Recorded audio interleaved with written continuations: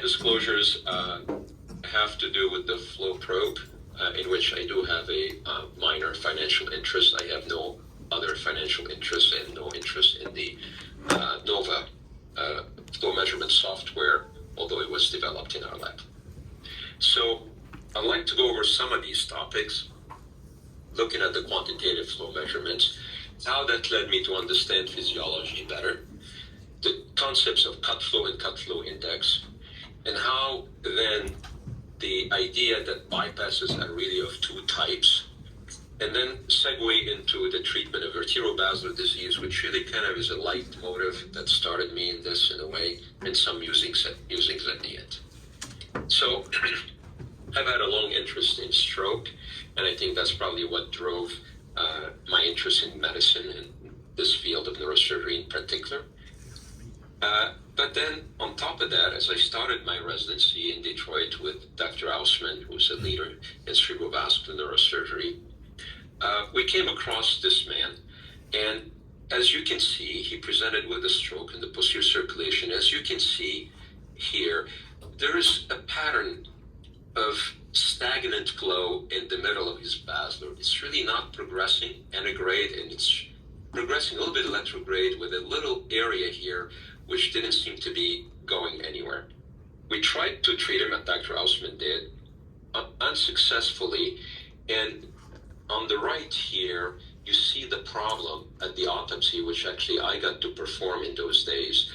And there's a thrombus that eventually occluded his basilar artery on top of an area of stenosis.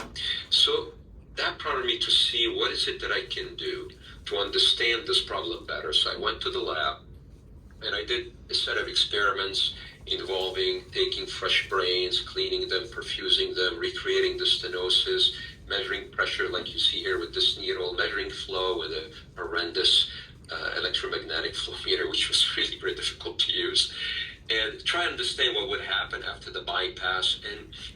And the short end of the story is that that was not sustainable. I mean, if we want to predict what's going to happen to a patient, it's really not practical to go in the lab and try to do the surgery beforehand under a cadaver head. That just wouldn't work. So I said, okay, what can I do? But what I did notice from those experiments, I postulated that there are patients that have this domain, an area where there is no flow. And that no flow zone is because there is no gradient. Question is how to find them, how to prove that that's what they have and what to do about it. And so that's really is what started, that was towards the end of my residency.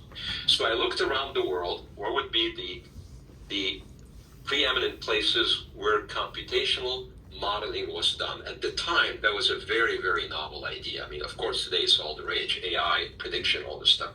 At the time, very novel idea, and the top place in the world was the University of Illinois, where they had the National Center for Supercomputing Application. This is a Cray supercomputer, by the way, for those of you that have heard about it in 2001, Space Odyssey. And I got the chance to work with this great man, Emmy Clark, from theoretical and applied mathematics, great mentor. And I was supported in this work by my other mentor, Dr. Hausman, because he got recruited to head the University of Illinois Department of Neurosurgery in Chicago. So this is the campus, and this square is our institute, which by way of history was the first to be constructed to look like the brain in 1991. You have to use your imagination here a little bit, but there are two towers and the corpus callosum with the hemispheres and the connection in between. So the first head of that institute was Eric Goldberg. Eric Goldberg was the last resident of Harvey Cushing. And this is the operative log. And Cameron, you'll get a kick out of this, Dr. McDougall, because this is the first surgery that was done on December 9, 1941. So that would be a Tuesday, because December 7 was Sunday, Pearl Harbor. And the surgeon, yeah, you see that? Assistant was Dr. Green, the very first surgery. So this is kind of the pedigree. You have Oldberg, Cushing. His last resident was Oldberg. Oldberg's first resident was Poppin.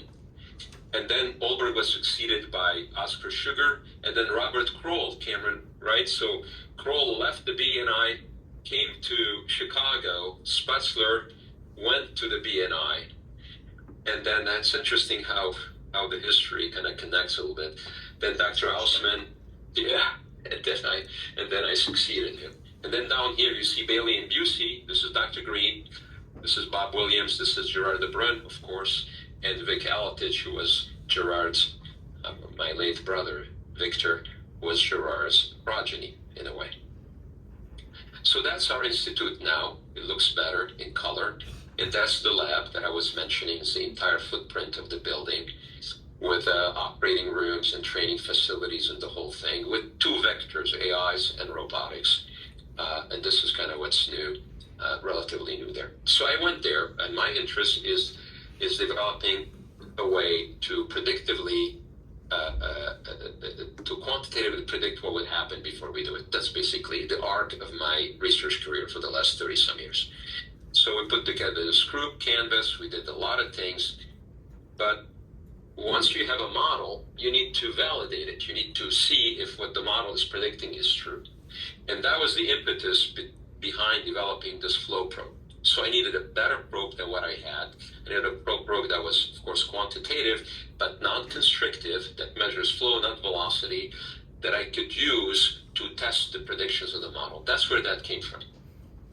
And as I started using it in the operating room, these are continuous recording. You see two probes here on the anterior middle cerebral artery.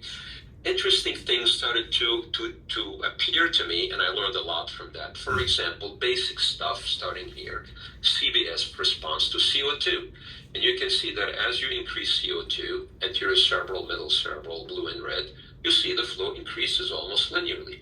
This is pretty well known, vasodilation. But there is a patient in the middle panel where we're doing the surgery for a bypass. Dr. Hausman actually is doing the surgery for a bypass. I'm just measuring flow. He's allowing me to do that. And what you see here is an actual in vivo demonstration of steal, the steal phenomena, which before was perhaps hypothetical. But here you see it. So the top is the jugular bulb saturation, which increases with the end-tidal CO2, reflecting shunting. Really, there's plenty of oxygen going in, so there's no problem there. But the anterior cerebral flow does not increase, so there's no reactivity. The middle cerebral flow decreases. So a vasodilatory challenge induced reduction of flow in the middle cerebral artery, and a true steal phenomenon. We could demonstrate it quantitatively at surgery.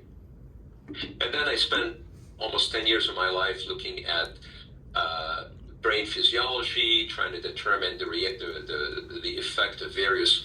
Remember, etomidate was very popular at the time. So etomidate induces burst suppression. That's good. It puts the brain to sleep, but also, and there's reduction of metabolism and a coupling with blood flow, so the metabolism goes down and the blood flow goes down, but it's vasoconstrictor. So all of those things dabbled on for a few years and learned a lot from that. This is for AVM, for example. Once we start to measure flow in AVM, you see it decreases during the course of resection, of course. But the penumbra of AVM is ischemic. Penumbra AVM has a low pH, high CO2, and a low oxygen. But as the AVM is resected, which is interesting because this is a presumably very chronic model of ischemia, the ischemia reverses almost by the end of the surgery very, very quickly. So physiology. And then it started to become more practical. So aneurysm surgery, flow at the baseline. In about a third of the patients, there was a flow drop as measured before and after clipping. So now this is becoming useful. We can detect the flow drop. We can correct it most of the time. So that became part of standard approach in surgery for aneurysm. And then bypass. So bypass, you do a bypass, you measure flow. And then one day I said, we measure flow, but how does that compare with what the vessel can give? And the concept of cut flow is really, really a very important thing, very useful. So take the SCA, cut it. What that does is allow it to flow freely without resistance. And then one can determine what is the maximum carrying capacity of that vessel. How much can it give? And what's interesting is that the STA, which often has been called a low flow, quote unquote, vessel, which really doesn't make much sense, has varied flow. It depends. You can have an STA, can have a flow of 8 cc, which would be very little. I've had STAs that have given 250 cc's. So once the cut flow is measured, we have a very good idea of what we can deal with. And then comparing that to the bypass, we can get an index. So cut flow index, compare the bypass flow with what the STA can give. And what we found, we published that and followed that over the years, is that this is a reliable indicator of the longevity of the bypass. Really, it's a composite that says, one, the patient needed the surgery. If the index is good, greater than 50%, there was a demand. And two, that the surgery went well. So everything together, it's a great, great indicator, the cut flow index, that it was a good indication for the need for the surgery and that the surgery went well.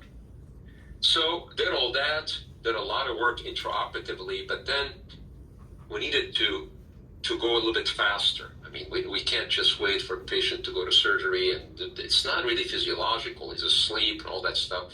So how can we measure flow without the patient being at surgery? And this is why, again, we developed this other thing, which is the NOVA software, which uses phase contrast MRI to measure flow quantitatively, extremely accurately in any vessel. But in this case, of course, I'm interested in the brain. So we got that, we got normative values from about 450 volunteers, we got all that done. And again, to input into the model as boundary conditions and to test the predictions of the model. And as that went on, things started to gel. Now, going back to bypass, what really gelled is that the bypass really serves one of two purposes. It's either a flow augmentation bypass, which is in the case of ischemia, to increase flow, like in this desert brain, or replacement, which corrects for something that we cause at surgery. And we wrote that in 2006 in Shakar's book, and that has been now became part of the lexicon. So flow replacement bypass really is a bypass that corrects the deficit that we create. We created in the course of treating perhaps a complex aneurysm or a tumor sometimes. So how to construct this bypass? The way to construct it is really algorithmic. And because before, and sometimes we still see that, but less now, that people talk about high flow, low flow, and they mention different vessels, low flow STA, occipital, high flow radial vein, etc. This is neither true nor useful, because you can end up doing too much or too little. Because really the question that I ask, it's a bit of a trick question, but the answer, the clue here is this: in vivo. What drives flow in vivo in a bypass? Now, most of us would be conditioned, and I was certainly like that, to immediately think of the radius, right? The bigger vessel, the more flow you're going to get. Well, that's not necessarily true. And I'll show you examples of that. Because really what drives flow, or anything from point A to point B, is a gradient, right?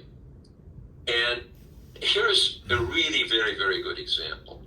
So in red, you see the superficial temporal artery flow being measured constantly during surgery. And right here is when it's in the scalp. So if you measure the STA in the scalp, when it's still connected, there's a lot of resistance in the scalp, and the flow is always pretty much in the single digits. Now here's that exact same vessel. It's cut here, and look what happens to the flow.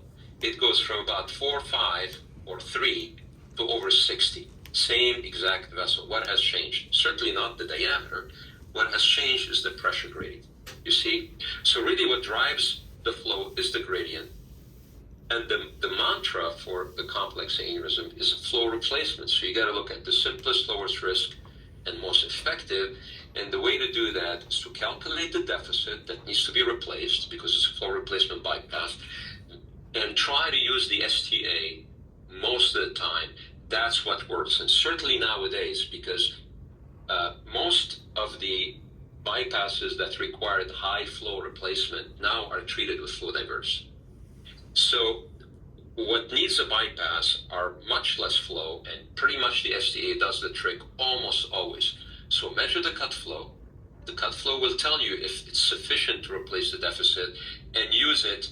And if that doesn't work, then you can escalate, do an interposition graft or even a larger diameter bypass. So I'll show you a couple of examples.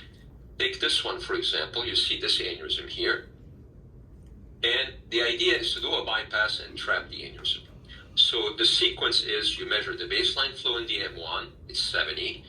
You temporary clamp the carotid, you remeasure flow, and it drops to 50, and you calculate the deficit. So 70 to 50, the deficit is, that's pretty simple, it's 20. So we need to replace 20 cc's. And then the next thing is measure the cut flow. Well, the SCA can give 44 cc's. That's plenty. We don't need anything more than that, and we know for sure that that's sufficient. Do the bypass, but here's what's interesting. Once the bypass is flowing, but the carotid has not been sacrificed, the flow in the bypass is only 4. And once the demand is created, it goes up to 24. So you see it's a flow replacement. Deficit was about 20. But if there's no demand, it's not going to flow. So here's another example. It's an M2 fusiform aneurysm. And the idea here, well, maybe we need more flow. True. And when we look at it, on the NOVA before surgery, we measure the flow with the MR. We need to replace about 100 cc's. Well, but then again, what if the STA is sufficient? Turns out this STA was sufficient. You see the aneurysm is trapped. Here's the bypass replacing the branch that was lost. And how much is flowing through this bypass? 126 cc's. Again, flow replacement. Now, how about this one? This is a relatively complex aneurysm. It's at the junction of the P1, P2, and PCOM. Young lady. So I'm prepared, of course, to go to the neck, map the STA, and I measure the flow, and you see the bypass here being placed at the P2 segment at about the third nerve. And here's the flow measurements that are really, really interesting, I believe. So the flow to replace is the PCA, because we're going to lose it. I'm going to trap this aneurysm. I need to replace 16 cc's. So you see the waveform, and this is the zero line. The STA can give almost 40 cc's, so plenty. I do not need a radial artery, which I was ready to harvest. Once I place the bypass before creating the demand, look what happens. First of all, the flow is very minimal, 5 cc's. And look what happens with every heartbeat, it almost stops. See that? But then, once the demand is created, the bypass flows pretty much to the PCA flow with a little bit of hyperemia. So again, to highlight the point that this phenomenon can happen if there is no gradient, no demand. Now here's another one, even bigger aneurysm, growing. You see that? So the idea was to do a bypass. And I was doing a live surgery course, and people wanted to see a quote-unquote high-flow bypass because it's the whole MCA. And of course, whole MCA need high flow. But as you know, the bigger these aneurysms get, really, the less is flowing through them. So how much do we need to replace? We can get an idea beforehand by measuring the flow in this MCA with the MR. I only needed to replace 32 cc's with the M1. So again, simple bypass, superficial bypass with an STA, coils in the M1, aneurysm disappears. The flow in the bypass is only 18 cc's, and you'd ask, wait a minute, only 18 cc's for all MCA. How did that patient not have a stroke? Well, here's your answer. The ACA, A2, has 116 cc's of flow. You see, normally an ACA is 30 cc's of flow. So you have about 90 cc's, 70 to 80 cc's more flow through the ACA. So this patient developed over time PO collaterals, which is very, very common in these large aneurysms that develop slowly over time. So that's why an 18 cc's bypass was more than sufficient. Now, if you're not convinced yet that the diameter is not what drives flow, this will seal it. So look at this. This is a vein graft being placed to treat this aneurysm. Now, measure this. So is this a high flow, low flow? The accurate way to to label this graft is that it's a 1, 2, 3, 4, 5, 6, 7, 8. It's an 8 millimeter graft. Notice I didn't say high flow, low flow. It's meaningless. Okay, so it's an 8 millimeter graft. Put the graft, and the carotid is not clamped yet. How much flow goes through this massive graft? 24 cc's only. And you see this waveform? Every diastole, it practically stops. Now, I said, okay, how about I narrow the carotid? So I narrow the carotid, and I can put these encircling clips, and now the flow doubles. Because why? I've created some demand. So that looks good. I completely occlude the carotid. It almost doubles again. Now we're up to 83 cc's. It doesn't stop with diastole. And post-op, here's the graft. Here's the flow with de novo, 160 cc's. Same vessel, 24, 50, 80, 160. You see, so what's driving the flow? The demand, the pressure gradient. Okay, segue into flow augmentation. Of course, this is for ischemia, rarely athero nowadays, mostly moya. And here, there's a net increase in flow after the bypass. So here's such an example. You see the patient, there's no flow in the MCA. You see the blue brain on the bold MRI. This is kind of our protocol. And the bypass to the right side, you see the flow in the bypass. We're measuring the flow is 52 cc's, and the deficit is resolved. So now we see we can do that. This flow augmentation. And this is work from Zurich, Luca Regli and his team. If you measure flow at surgery with the flow probe and after surgery, what you will see is there's an increase in flow, and that normally increases over time. That's what we see, which is great and reassuring. But in moya, we have a problem. And the problem in moya, we call it the 2C problem. What's a 2C problem? You do an angiogram, you look at it, this is a patent bypass. But if you look at the cut flow index, this is an STA cut flow that can give 69 cc's. The bypass is only 18. It's patent, there's no technical issue here, but the index is only a quarter of what this bypass can give. So this is 2C problem. This is moya. Why? Because in moya, the territories don't communicate. So typically in moya, what is done, what many have done, what we do typically, is we do the so-called double barrel bypass to revascularize more than one territory, which makes sense. It works. It's a good operation, and you see it fills the brain, and this branch here has 42 cc's, and this other branch here has 74 cc's, so that's a pretty good thing. But what's the problem? The problem is that, one, it's a progressive disease. It can continue to progress over time. And two, as we followed these patients, because I've been in the same place for 30 plus years, and I followed them forever, with flow measurements, not just angio, the bypasses, even though they're patent, the flow drops, and some of them involute over time. So we had the first inkling of that in 2012. And then in 2019, we did a longer-term follow-up, and you see how the patency drops from 96% at 1 day to 74% at 1 year. And this is here a subsequent study that we published in 24, where we have now more than 2 years of follow-up. And now we have an occlusion rate of up to 30%. And this is the most recent one, 2025, just February this year, which is pretty concerning in a way. And why is it concerning? Because what you see here is there's a huge difference in patency rate between men and women. So controlled for everything else, cut flow index, risk, even though men had worse, comorbidities, the patency rate for men, long-term patency is about 86%. You see how it decreases over time. In women, it's in the 60s. So that, gotta make us think, what is the right operation? What is the right operation for different sex groups? Is there biological factors going on there that we still don't know? And that's work in progress that continues. Okay, so based on that, I started to change what I do. So I said, okay, if those bypass are involuting and use both of them, I want to do direct bypass. But if I use both branches and I lose them, what am I going to do next time? I mean, my bailout's going to be in Omentum and EDAT, but it's not. So I started to do still double barrel. One of them is end to side, but one of them is side to side in continuity. It's like an EDAS, but I leave it in continuity. So that's good. The downside is I'm using two vessels. And then around 2013, I started doing this when I can. I use one vessel and I do two bypasses.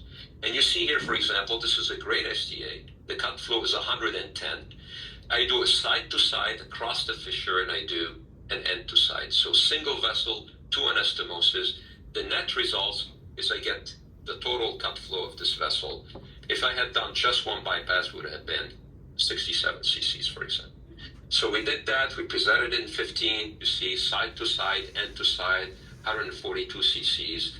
Those are the videos that have been published online if anybody's interested to watch them.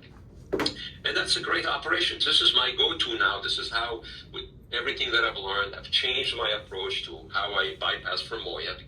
So this is a more recent case that I showed in our live course not too long ago. Bilateral carotid. He just had a more recent stroke on the left, and you see that the left side is the worst side. So this is pretty much the surgery. If you have a good STA, harvest it, preserve the meningeal branches, see, pull it aside to do the anastomosis. Of course, don't touch the veins. Very, very important. You can put a suture on a vein and move it to the side. And kind of at surgery, if I can show, preserve the STA, here it is, if the video runs. You see the vessels, so you can, across the fissure, so this would be the side to side, this would be the end to side. The cut flow here was 9, interestingly, which didn't make much sense. And what happened was, you'll see it in a second, it's a great vessel. Why is it flowing so poorly? Well, what happened is you see this vein here that had been coagulated, but not cut. So once I cut the vein, it was constricting it. Now the cut flow is 50. See, so those little things, this surgery, a bypass, can be over at any moment. One mistake and it's over. You can go for the next 3 hours. But if you damage this vessel, is constricted, nothing is going to help. So then we isolate the territories, do the bypass, side to side, and then cross the fissure, then go end to side. And then, hopefully here I can show you, and here's the measurement of the flow. Over here. Okay, so the clips are removed. Remember the cut flow was 50. Here's the bypass is 50, 100%. And the more distal is about 15 to 20. You see? So one limb, one anastomose is about 30 and the other one is about 20. So by adding another bypass, on average, we increase the flow by about 50%. So that's an angio, for example. You see it fills both sides of the fissure, single vessel, double anastomosis. And that's this patient, the post-op, shows the resolution of the deficit. So single vessel double anastomosis, or 1V, 2A, or Minimax. Jacques published the exact same thing recently. He calls it 1D, 2R. Validated the same thing. It's not always possible because you don't have the anatomy in the vessel, but it's a very good thing to do when possible because it optimizes for the donor to get an index of 1 with as few vessels as possible. Now, to wrap it up, I want to go back full circle to vertebrobasal disease. Remember, I started with that patient. And vertebrobasal disease is kind of like the orphan of what we do because it has been difficult to study. The carotids are easy to study, the vertebrobasal system not so much. But with this NOVA, that, by the way, these are all the things that we used it for. And of course, I'm not going to talk about all this stuff. But vertebrobasal disease, what we found, and we published it first in Stroke in 2005, I believe. Boy, that's a long time ago. And then, again, this is the Veritas study. This was a key study that was a prospective, blinded, observational study that took patients that had 50% or greater of stenosis, all symptomatic. And then they had the flow measured. Everybody was blinded to it, and they were treated conservatively to see what happens. It was found, Seppi was the lead on the study. she gets the credit for that. So what she showed is that, this is the Veritas study, is that in patients that had normal flow, their history is pretty benign, about 4% stroke risk at 1 year. On the other hand, if the flow is compromised, is reduced according to this algorithm, the stroke at 1 risk was 22%, with a hazard ratio, I think, of about 11 or 14. Very, very dramatic. So based on that, there's a radiographic quantitative marker for high risk of recurrent stroke. And based on that, there's a lot of things that we can do, and that's a whole talk in and of itself. But I will show you just 2 cases. This one, to bring it back full circle. So remember the patient that I showed in the beginning, and I postulated something about a no-flow zone or a low gradient and that kind of stuff in the mid-basilar. So here's a guy that comes in with these strokes. He has one vertebral that's occluded and the other one that has a very tight stenosis. And if you look at the angiogram, remember that picture that I showed you earlier? That's his angiogram. Look at the flow. It's can't make up its mind. It goes, stops, it goes, stops. Seems like there's a zone here where the flow is stagnating. Now, how do we prove it? We prove it by measuring it physiologically with the MR. Here's the flow being measured in the basilar. You see the yellow plane here shows the flow. And here's actually the waveform. So blue is the 0 line. And that is the waveform. And this is highly, highly abnormal. This is what we call now an ominous waveform. You see it in the basilar, you see it in the M1. When you see that, these are very, very high risk patients, because in the brain, anything above the arch, the flow has to be always antegrade and never goes to 0, never. It's always above 0. It's not the same in the rest of the body. But you see here the flow with every heartbeat is going up and down. It's oscillating around 0, and it goes from 19 to minus 13. So this is very, very abnormal. And the treatment for this patient was a vertebral to carotid transposition, which a well-known treatment. You could do a stent as well, but in this case we did a vertebral carotid transposition. You see the incision here. Now, this man had a history of, he was a boxer, very muscular, sternocleidomastoid, very big, very deep neck. And the little technical detail is that to bring his vertebral from the depth to the back of the carotid, there was not enough length. So an interesting point to know is that in the V1 segment, the vertebral vein is actually a vein. There could be 1 or 2 veins, but they're actually well-developed veins. And beyond that, once it becomes foraminal, it becomes a plexus. And the higher up you go, it becomes more and more of a plexus. So at the V3 segment, it's a horrendous plexus if you want to dissect there. But here it's a vein. So you can use that vein. So what I did is I cut that vein, and I used it as an interposition graft between the vertebral at the depth and the carotid, like you see here in blue. And the flow went to 40 and erratic to 124, so clear improvement. And you see the angio, you see the little segment of the interposition graft. And here's the angio. You see before and you see after. Before it was, now it goes straight. There's none of that going down the basilar. And the proof is in the flow measurements. So you see before, look at after. You see the flow now goes 51 to 43, so always antegrade, doesn't go to 0, and it's improved from baseline. So that problem exists, and it's resolved. So after all these years, I was able to, so now I can find patients like that. I can really demonstrate their problem, and to at least my satisfaction, and I'm sure, I hope yours, you can see that this exists and you can fix it. So the last case, this is kind of a really cool case that we're publishing, and it kind of puts, again, things together. So here's what's interesting about this case. This lady was sent to the angio team to do a WADA test because she was being followed for quote-unquote epilepsy. And what she has is focal epilepsy. Her left arm shakes. Left arm. And they did an MR, and sure, there's an atrophy of her left hippocampus. You see dilated temporal horn compared to the other side, on the right side. And so she went to a WADA test. They do a WADA, but what they find in the WADA is that the right innominate is occluded and that she has a subclavian steal on the right. You see the blood goes up the left vert, down the right vert, backwards in the subclavian, and then up into her right common carotid to perfuse her right hemisphere. And she seems to be trying to collateralize. You see there's cross flow from left to right across the ACOM.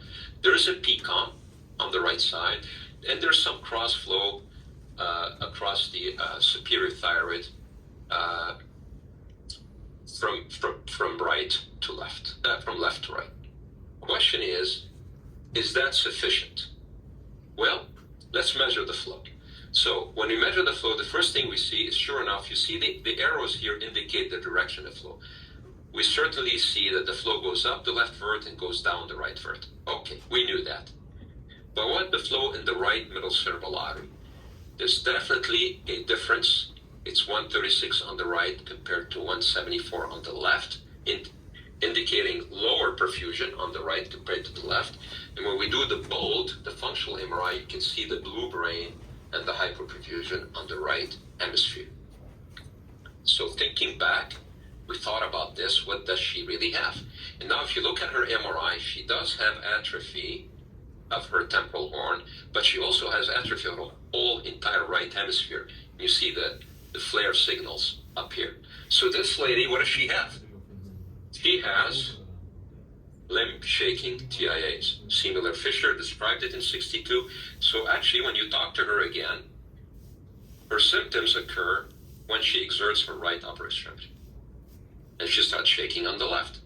So the idea was that when she uses her right arm, she's increasing the steal and she's causing symptoms. Now, how do we prove it? It's pretty compelling, but how do we prove it? 好，他给我们的建议是，就是到36分钟这一段是跟我们今天主题比较相关的了哈。那这个看大家。